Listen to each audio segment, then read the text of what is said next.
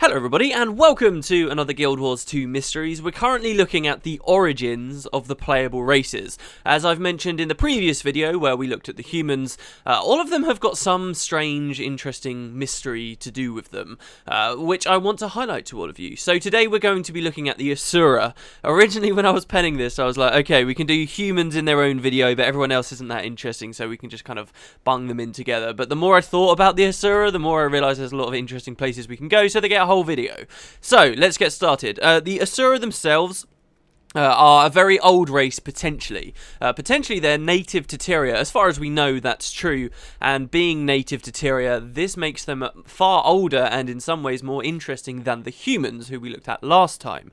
But sadly, much like all of the new races in Guild Wars 2, ArenaNet have given us like really little deep history for them. So they've established, hey look, these guys are races that have lived on the planet for a long time, and then they've given us far less information than we've had from the humans, which kind of sucks. And that was understandable before the game came out to me, because obviously we hadn't played it and they were just releasing lore from before we managed to get in. But even with everything that came in Guild Wars 2's launch, we didn't get much extra on these races' deep history. Particularly, it's a real crime for the Norn, but it's pretty bad for the Asura too.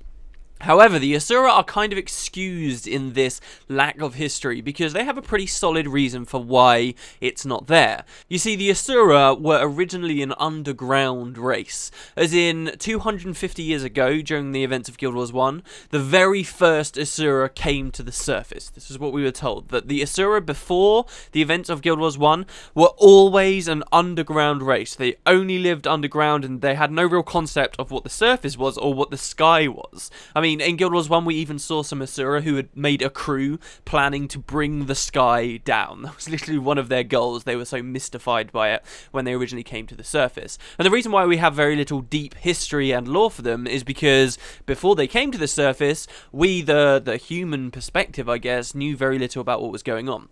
That reason doesn't really hold up anymore now that we can play as Asura and we know a lot about their culture, but still. They lived in a place called the depths of Tyria, so don't mistake me for thinking these are just shallow caves, small caves that anyone could just walk to pretty quickly. The idea of the depths of Tyria are that these are insanely low down and completely cut off from traditional passageways that might lead to the surface. We're talking super low, potentially even tectonic level low, like really separated from everything else. And the depths of Tyria themselves are just a large mass of sometimes connected, sometimes not connected tunnels and hallways and ruins left by other races that lived there. You see, the Asura weren't the only race who lived underground, and just because they lived underground, it didn't mean that they were primitive in any way. They still had a real culture for researching things, they still understood a lot about magic, and they still had great cities and things underground. And they weren't the only race to live there, as I say. Namely, we have three pretty solid races we know have come from the underground, in addition to the Asura. First, we have the Dredge, who you guys are probably more than familiar with due to the Flame and Frost content that's come out recently. Then we have the Skrit, who have always sort of been the Asura's natural enemy, who can become far smarter than individual Asura if they hive together. And lastly, you may not know, but the Skelk. The Skelk were originally just a race that existed in the depths of Tyria, but recently in Guild Wars 2, well, over the years since the Asura came to the surface, so did they. The reason why all of these races can now be seen on the surface in Guild Wars 2 is because of the activities of Primordus, one of the Elder Dragons, who claims the depths of Tyria as his home. In particular, during the events of the first game, Primordus was just waking up. We, the player characters, sort of delayed his full waking up in the first game, but those original movements were causing a lot of earthquakes and particularly the rise of the Destroyers after their long slumber. And these caused the Asura to find refuge elsewhere, and these were the final nail in the coffin, so to speak, that caused the Asura to move to the surface. Since then, they've expanded into what we see in Guild Wars 2 as primarily a prominent Magitech race, which and that's very important for some of the theories I'm going to talk about. They are, out of all of the races, very affluent in the ways of magic, shall we say. And besides that, there's not much else in terms of the deep history. You could just leave it there and be like, that's the origins of the Asura, guys. But no, there are some interesting things you can look at. Namely, What's interesting is where they first settled on the surface, and indeed where they continue to settle, and what was located there before they arrived. So they came to the Tarnished Coast, and they built Ratasum on the Tarnished Coast, right? There was something there before they came to that location, and that could offer some pretty interesting insights to their history. You see, the Tarnished Coast, before the Asura arrived, was an area filled with ruins. And the structures clearly weren't made by the Asura. They're big, hard structures with doors, for example, way taller and wider than would be necessary for any Asura. And they were very old and worn, and we'd heard from ArenaNet that this was the first time the Asura had come to the surface, so they couldn't have been left by them. So who did leave the ruins? Well, there's a big theory that they were left by the Mursaat, who are one of the known ancient Tyrian races that you're probably familiar with. They were the main antagonist, I suppose, of the first game at launch. And if that's true, that these ruins were left by the Mursaat, it could mean a lot of really interesting things for the plot. The reasons for this theory existing are several-fold. I'm going to give you my favourite reasons for it and not necessarily the flimsy ones. The first reason is that it really makes very little sense for any other race in the universe to have built these ruins. The humans are the only people who can build structures or want to build structures who are anywhere nearby to the Tarnished Coast. Otherwise, we have, the Norn in the far Shiver Peaks, or back then the Dwarves that used to build stuff. Neither of these races were anywhere near this area of the world. There were only the humans in Kryta, and even then, no humans were ever known to spend a significant amount of time on the Tarnished Coast itself. There were the Shining Blade for a short while, but they weren't there long enough to have made the ruins. They were there just basically around the same time that the Asura were there, essentially. And then years and years and years before that, the only other evidence of humans being in that area were a group of people who later became known as the Druids. But the Druids can't have really made the ruins because we know what their architecture's like. And these Druids chose to become one with nature and transcended their mortal forms entirely, is exactly what the lore says. So these people don't seem like very likely candidates to have left the ruins either. The Druids are very interesting, but I'm going to come back to those in the Sylvari Origins video, because that's where they really shine. So the humans aren't really a good fit to have left the ruins. However, the Mursaats are known to have been in that general area. The humans were in Kryta, but the Mursaat happen to have a permanent presence on the Fire Island chain, which is an area just to the south of the Tarnished Coast. So it would make sense for the Mursaat to have some other large presence in the closest habitable land. The third reason is that in Guild Wars 1, there's actually a really long and storied quest chain, basically, that involves specifically the very last living Mursaat, who's a Mursaat called Lazarus the Dyer, and it's very much hinted that he could come back at some point in Guild Wars 2. And that whole quest chain takes place on the Tarnished Coast. It's directly there, amongst the ruins that the Asura are now inhabiting.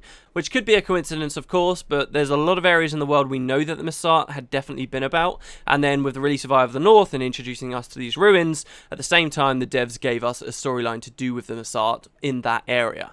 Of course, another area of the world that the Mursaat are known to have had a heavy stake in is Kryta itself, and Kryta's on the border of the Tarnished Coast, so we don't just have the Fire Island chain nearby, but it's also in good proximity for Kryta. There's a really good lore story. Last episode I plugged a different one. I'm going to plug another one, another canon story written by the devs that tells the story of a character named Saul D'Alessio. And in this story, you hear about Saul being exiled from Kryta and taken to a forest on the borders of that nation, where he sort of wandered delirious for days and eventually found a great Mursaat city.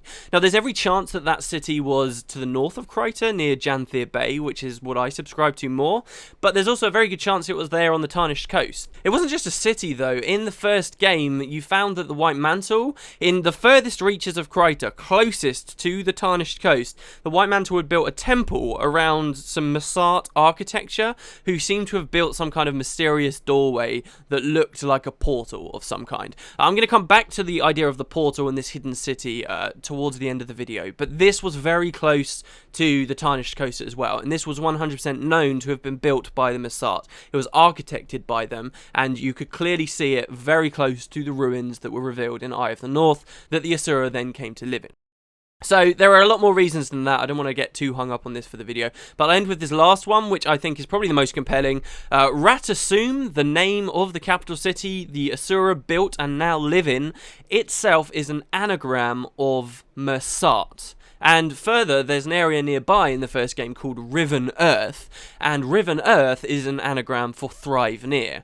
So thrive near Mursaat. These were specific clues that were left by the devs for us in the first game. And back in 2007 even, Lindsay Murdoch, who works at ArenaNet, mentioned on the wiki, when people were asking about these ruins and asking about the significance of Ratasum being Mursaat, she mentioned on the wiki that answers would come to those questions in the plot of Guild Wars 2. But that was back in 2007. We've been waiting 6 years for that now, and we still haven't had the answers. I don't know whether you guys find that compelling or kind of annoying. I think I'm somewhere in the middle. Anyway, why have I spent so long trying to convince you that these ruins belong to the Mursaat? Because honestly, on its own, the fact that the Asura came to settle in the ruins of a now extinct or, missing race, that would only really be mildly interesting to me if that was the full story. But it gets more interesting because the Asura now, in Guild Wars 2, and for as long as we've known them, they build all of their structures mimicking exactly what those ruins look like. They use the same kind of Mesoamerican, blocky architectural designs. That strikes me as quite weird. It suggests that perhaps the Asura came to the surface from underground, they saw these ruins, they liked what they found, these old Mursaat ruins filled with ancient secrets and magic and so forth, and then they began to emulate it over the next 250 years, and to this day they're still emulating it. But there's a problem with that, because the Asuran architecture we see underground, from before they would have found the ruins on the surface, is exactly the same. Ratasum itself, despite the fact that the name of this area is an anagram for Mursaat, the description for Ratasum in the first game explains that the Asura very quickly built it once they came to the surface, and Ratasum already blended perfectly into the ruins all around it. So what does that mean? Well, it could mean one of two things. First of all, it could mean that the ruins aren't from the Mursaat at all. All those reasons I just gave you, it's all coincidence and luck. They're not from the Mursaat whatsoever. Instead, these ruins that we see on the Tarnished Coast are Asuran ruins. They're the ruins of a previous Asuran attempt to settle the surface from untold years ago that failed for some reason. And then in Guild Wars 1, when Primordus threatened their underground home, the Asura tried to come to the surface again, and what better place to choose to come to the surface than where they'd been before? So they simply rose up again, found their old ruins, and started building a new civilization amongst them. And the truth is that they've always used the same architecture, whether they're underground, above ground, whether it was 250 years ago or today, interior. Now, that wasn't a popular theory back during Guild Wars 1, because naysayers would have said, oh, well, look, we have official laws stating that the Asura have never been to the surface before. This is their first time. The movement of the world says so. The events of Guild Wars 1 says so. The Asura have never been to the surface before. These can't be Asuran ruins. But then you can look at Rata 10. This was something added in Guild Wars 2. Over in Mount Maelstrom, in an area called Criterion Cavern, there's a large ruin of a supposed Asuran city named Rata 10. And that suggests that actually, yes, the Asura have attempted to come to the surface before. Despite what ArenaNet originally said, now with Guild Wars 2 they've added this extra story that counters it. That the Asura have been to the surface, it's just that the humans never knew about it.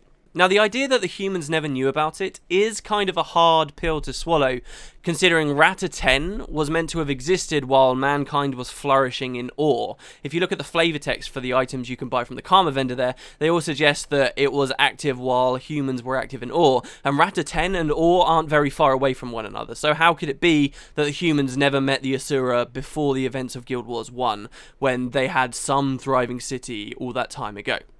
So it still doesn't quite match up, but the theory that all these ruins are just Asura ruins is valid. It's kind of boring, but it is valid and I want to throw it out there.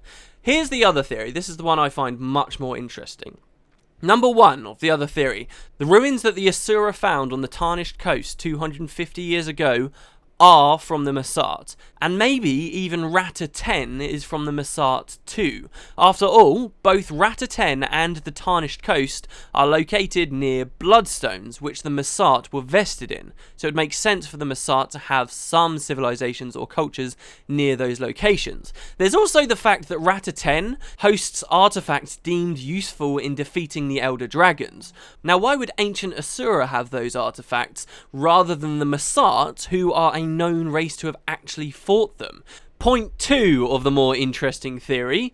The Asura are copying the Mursaat's architecture, and the reason why we see them mimic it, even in their underground native habitat, is that the Asura have known about and been using Mursaat practices for a long time, before they came to the surface. The reason why the Asura chose the Tarnished Coast to surface wasn't because they'd been there before, but because they knew it was an area of heavy Mursaat activity long ago, and they could use the remnants of their civilization in their new research.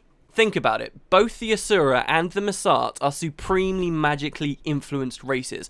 Both of these races have had a penchant for golomancy. Could the Asura then just be following in the Mursaat's footsteps? And I don't mean that the Asura necessarily know who they're following, but I mean slowly throughout the course of Asuran civilization, they've been influenced by the Mursaat in subtle ways as they found old things the Mursaat left behind. The Mursaat are essentially the most magically powerful or magically advanced race we ever knew about in Guild Wars 2, except perhaps the Gw2, who have now fallen into nothingness. So if the Asura were looking for inspiration in the past or in any previous race, surely it would be the Mursaat out of anyone else that they followed. It was said in Guild Wars 2 that the Mursaat betrayed the other ancient races during the last Elder Dragon Rise. The Mursaat's understanding of magic became so strong that they granted themselves the ability to leave Tyria entirely, slipping into the mists and becoming invisible to all but a select few. The Asura are the only race who we've seen that on several occasions, both in Guild Wars 1 and Guild Wars 2, have been trying to create that same kind of thing, devices for invisibility. And they're the only race we've seen who are spending any energy on portals. They've developed the Asura gates, the waypoints, and now if you look at the fractals of the mists, we're even seeing the Asura investigating and manipulating the mists much in the same way the Mursaat, or Lord Udran I guess for the humans, did many years before. The Asura are following very similar lines to what it seems the Mursaat did a long time ago. These are things that we're seeing the Asura do that are very similar to what the Mursaat did, that none of the other races seem even vaguely interested in. But here's the big question, here's the big kicker for this theory, that the Asura are essentially following in the Mursaat's footsteps. If the Asura have been copying the Mursaat for so long, how did they even know about the Mursaat when the Asura are a subterranean race and the Mursaat were a surface race?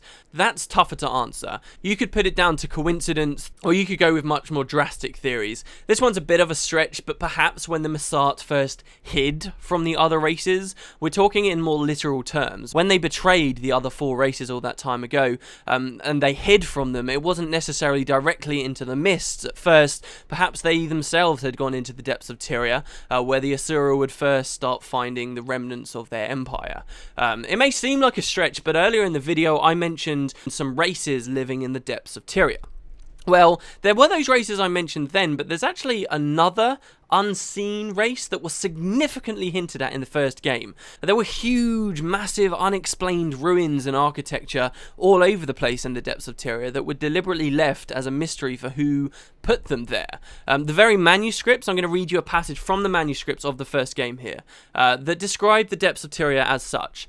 These natural caves and excavated areas house structures left behind by civilizations dating back to a time before the arrival of humans on Tyria.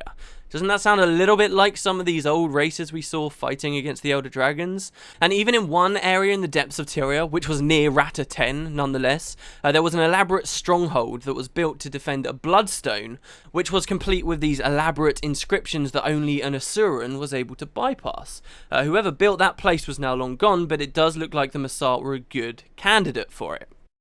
Bear in mind that for this theory to work, the Asura needn't ever have directly interacted with the Mursaat. I'm not suggesting that at some point the races sat down and had some kind of council and the Asura traded something for something else and there was this big conspiracy and only a few Asura know about it. I'm not suggesting that. I'm suggesting through some subtle means the Asura have now been put onto a path that is very similar to what the Mursaat were on. Considering that both races have been on Tyria for a long damn time, and that there are so many similarities between them, I would be more surprised to hear that there'd been no interaction at all. And don't get me wrong, I don't think either that the Asura are going to be the new Mursaat.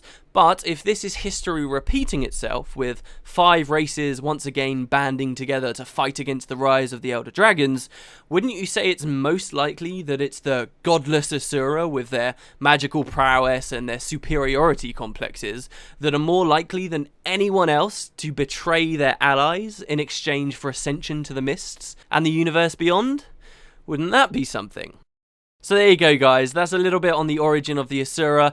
Textbook, we don't have too much on them. It is literally, okay, they came from underground. We don't know much before that. But there is this very interesting theory where these two very similar races are being linked up time and time again.